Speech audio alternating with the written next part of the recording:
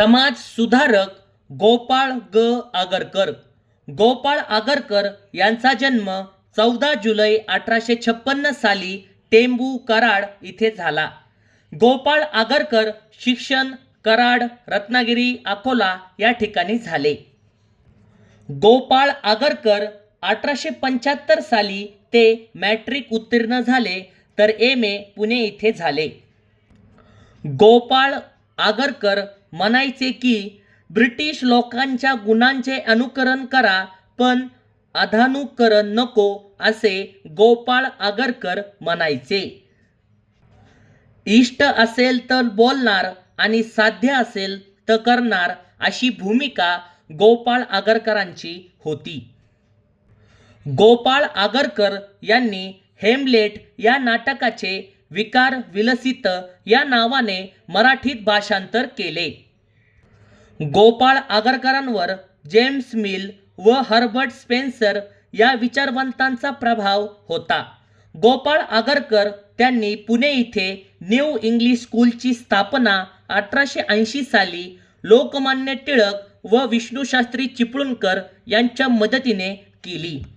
गोपाळ आगरकरांच्या बुद्धी प्रामाण्यवादावर विश्वास होता. गोपाळ आगरकर यांनी केसरी व मराठा ही वृत्तपत्रे 1881 साली लोकमान्य टिळकांच्या मदतीने सुरू केले. गोपाळ आगरकर यांनी डेक्कन एज्युकेशन सोसायटी 1884 साली पुणे इथे स्थापन केली लोकमान्य टिळकांच्या मदतीने. गोपाळ आगरकर हे फेर्ग्युसन कॉलेजचे प्राचार्य होते. गोपाळ आगरकर ते सामाजिक सुधारणेचे पुरस्कर्ते होते. गोपाळ आगरकर यांनी 1888 साली सुधारक हे वृत्तपत्र सुरू केले. सुधारक वृत्तपत्र साप्ताहिक होते. मराठी आवृत्ती संपादक गोपाळ आगरकर होते. इंग्रजी आवृत्ती संपादक गोपाळ कृष्ण गोखले होते. गोपाळ आगरकर हे अकोला इथून प्रकाशित होणाऱ्या वराड समाचार मधून लेखन करत असे. गोपाळ आगरकर हे बर्वे प्रकरणात 101 दिवसांची कैद भोगत असताना डोंगरीच्या तुरुंगातील 101 दिवस हे त्यांनी पहिले पुस्तक गोपाळ आगरकर यांनी लिहिले. गोपाळ आगरकर यांची ग्रंथसंपदा. गोपाळ आगरकर यांचा पहिला ग्रंथ विकार विलसित.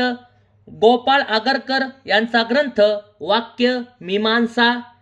गोपाळ आगरकर यांचा ग्रंथ गुलामगिरीची शस्त्र.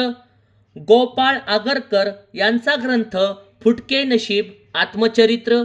गोपाळ आगरकर यांचा ग्रंथ अलंकार मीमांसा.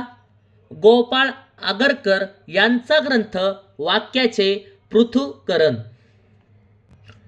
समती वयाचा कायदा पास झाल्याने त्या विरोधात सनातनी लोकांनी गोपाळ आगरकरांचा निषेध करण्यासाठी त्यांची प्रतिकात्मक प्रेतयात्रा काढली होती.